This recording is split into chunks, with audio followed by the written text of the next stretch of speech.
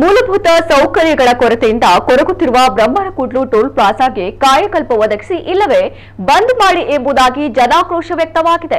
Toll ಪ್ಲಾಜಾದ ಬಳಿ ಹಾಗೂ service ರಸ್ತೆಯಲ್ಲಿ ಬೃಹತ್ ಗಾತ್ರದ ಗುಂಡಿಗಳು ನಿರ್ಮಾಣವಾಗಿದ್ದು, ಗುಂಡಿಗೆ ಬಿದ್ದ ವಾಹನಗಳು ಟೋಲ್ ನೀಡಿ ಬಳಿಕ ಗ್ಯಾರೇಜ್ನತ್ತ ಮುಖ ಮಾಡಬೇಕಾದ ಸ್ಥಿತಿ ಇಲ್ಲಿದೆ. ಕತ್ತಲಲ್ಲಿ ಟೋಲ್ ಸಂಗ್ರಹ ಮಾಡುವ ರಾಜ್ಯದ ಪ್ರಥಮ ಟೋಲ್ ಸಂಗ್ರಹ ಕೇಂದ್ರವಾಗಿರಬಹುದು ಎಂಬುದು ಅತ್ಯಂತ ನೋವಿನ ಸಂಗತಿಯಾಗಿದೆ. ಬೀದಿ ದೀಪವಿಲ್ಲದೆ ಸುತ್ತ ಕಗ್ಗತ್ತಲು ಆವರಿಸಿದೆ. ಟೋಲ್ ಸಂಗ್ರಹ ಮಾಡುವ ಕೇಂದ್ರದಲ್ಲಿ ಒಂದೋ ಎರಡೋ ಸಣ್ಣ ಚಿಮಿಣಿ ದೀಪಗಳು ಉರಿತಾ ಇವೆ. ದೂರದಿಂದ ಬರುವ ವಾಹನಗಳಿಗೆ ಇಲ್ಲಿ ಟೋಲ್ ಬೂತ್ ಇದೆ ಎಂಬುದೇ ಗೊತ್ತಾಗೋದಿಲ್ಲ. ದಾರಿದೀಪ ಅಳವಡಿಕೆಗೆ ವಿದ್ಯುತ್ ಕಂಬದ ಗುಂಡಿ ತೆಗೆದು ಹೋದ ಕೆಲಸಗಾರರು ಬಳಿಕ ಪತ್ತೆ ಇಲ್ಲ.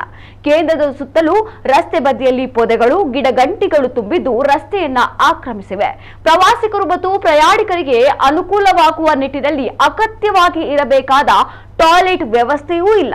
ರಾಜಸ್ಥಾನದ ಮೂಲದ ಕಂಪನಿಯೊಂದು ಟೋಲ್ ಪ್ಲಾಜಾ ನಡೆಸ್ತಾ ಇದ್ದು, ವರ್ಷಕ್ಕೆ 19 ಕೋಟಿ ರೂಪಾಯಿ ಹಣವನ್ನ ಇಲಾಖೆಗೆ ಕಂಪನಿ ಪಾವತಿಸಬೇಕಾಗಿದೆ.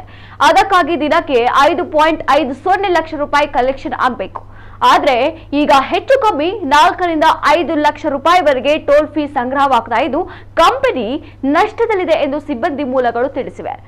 ಮಂಗಳೂರು ಬಳಿ ರಸ್ತೆಯಲ್ಲಿ ಅವಘಡ ಸಂಭವಿಸಿದ ಬಳಿಕ ಇಲ್ಲಿನ ಟೋಲ್ ಗೇಟ್ ಅವ್ಯವಸ್ಥೆ ಬಗ್ಗೆ ವ್ಯಾಪಕ ಆಕ್ರೋಶ ವ್ಯಕ್ತವಾಗಿದೆ. ಒಂದೋ ಹೆದ್ದಾರಿ ದುರಸ್ತಿ ಮಾಡಿ ಇಲ್ಲವೇ ಟೋಲ್ ಪ್ಲಾಜಾ ಮುಚ್ಚಿಬಿಡಿ ಎಂಬುದಾಗಿ ಒತ್ತಾಯಿಸ್ತಾ ಇದ್ದಾರೆ.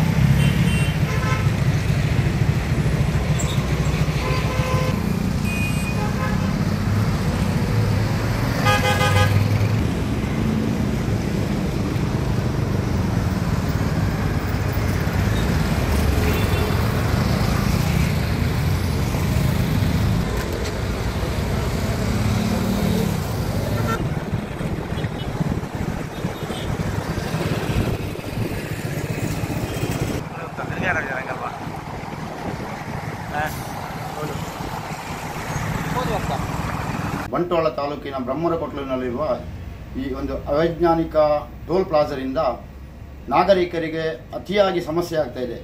ಕಾರಣವೇನೆಂದರೆ, ರಾಷ್ಟ್ರೀಯ ಹೆದ್ದಾರಿಯ ಟೋಲ್ ಪ್ಲಾಜಾದ ಬಳಿ ಇರುವ ರಸ್ತೆ ಹದಗೆಟ್ಟಿದೆ. ಫ್ರೀವೇಯಲ್ಲಿ ಹೋಗುವಂಥ ಆಟೋ ರಿಕ್ಷಾದವರಿಗಾಗಲಿ, ಎಮರ್ಜೆನ್ಸಿ ಹೋಗುವಂಥ ಆ್ಯಂಬುಲೆನ್ಸಿಗಾಗಲಿ ಫ್ರೀವೇ ಇಲ್ಲ. ಮತ್ತು ಸರ್ವಿಸ್ ರೋಡು ಹೊಂಡ ಗುಂಡಿಗಳಿಂದ ಬಿದ್ದು ಎಲ್ಲ ಕೆಳಗಿನ ರೋಡಿಂದ ಹೋಗಿ ಸ್ಥಳೀಯ ಶಾಲಾ ಮಕ್ಕಳಿಗೆ ನಡೆದುಕೊಂಡು ಹೋಗಲಿಕ್ಕೆ ಅನಾನುಕೂಲವಾಗ್ತಿದೆ.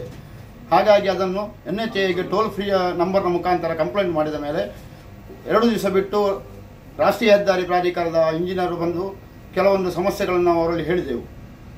ಆದರೂ ಅವರು ಅದಕ್ಕೆ ಸ್ಪಂದನೆ ಕೊಡದೆ, ಮಾಡುವ ಎಂಬ ಭರವಸೆಯನ್ನು ಸಹ ಕೊಡದೆ, ಚರಂಡಿಯನ್ನು ಹಾಕ್ತೇವೆ, ಮೇಲಿನ ಇದಕ್ಕೆ ಚರಂಡಿಯನ್ನು ಮಾಡ್ತೇವೆ ಅಂತ ಹೇಳಿದರು ಅವರು. ಮೇಲಿನ ಸರ್ವಿಸ್ ರೋಡಿಗೆ ಚರಂಡಿಯನ್ನು ಮಾಡಿದಲ್ಲಿ ಕೆಳಗಿನ ಸರ್ವಿಸ್ ರೋಡನ್ನು ಸ್ಥಳೀಯರಿಗೆ ಬಿಟ್ಟುಕೊಟ್ಟಲ್ಲಿ ಸ್ಥಳೀಯ ಶಾಲೆಯ ಮಕ್ಕಳಿಗೆ ತೊಂದರೆ ಆಗ್ತದೆ. ಅದಲ್ಲದೆ ನಡೆದುಕೊಂಡು ಹೋಗುವಂಥ ಜನಸಾಮಾನ್ಯರಿಗೂ ಅಡ್ಡದಿಡ್ಡಿಯಾಗಿ ಗಾಡಿ ಬಂದು ಸಮಸ್ಯೆಯಾಗಿ ಆಕ್ಸಿಡೆಂಟ್ ಆಗುವಂಥ ಪರಿಸ್ಥಿತಿ ಬಂದು ಮೊನ್ನೆ ಒಂದು ಆಕ್ಸಿಡೆಂಟ್ ಕೂಡ ಆಗಿದೆ. ಆದ್ದರಿಂದ ರಾಷ್ಟ್ರೀಯ ಹೆದ್ದಾರಿಯವರು ಆದಷ್ಟು ಬೇಗ ಈ ಟೋಲ್ ಪ್ಲಾಜಾವನ್ನು ನಿಲ್ಲಿಸಬೇಕು, ಟೋಲ್ ಪ್ಲಾಜಾವನ್ನು ಬಂದ್ ಮಾಡಬೇಕು. ಇಲ್ಲದಿದ್ದರೆ ಟೋಲ್ ಸಂಗ್ರಹದಿಂದ ಬಂದಂಥ ಹಣದಿಂದ ರಾಷ್ಟ್ರೀಯ ಹೆದ್ದಾರಿ ಟೋಲ್ ಪ್ಲಾಜಾದ ಬಳಿ ಇರುವ ರಸ್ತೆಯನ್ನಾದರೂ ವ್ಯವಸ್ಥಾಬದ್ಧವಾಗಿ ಮಾಡಬೇಕು.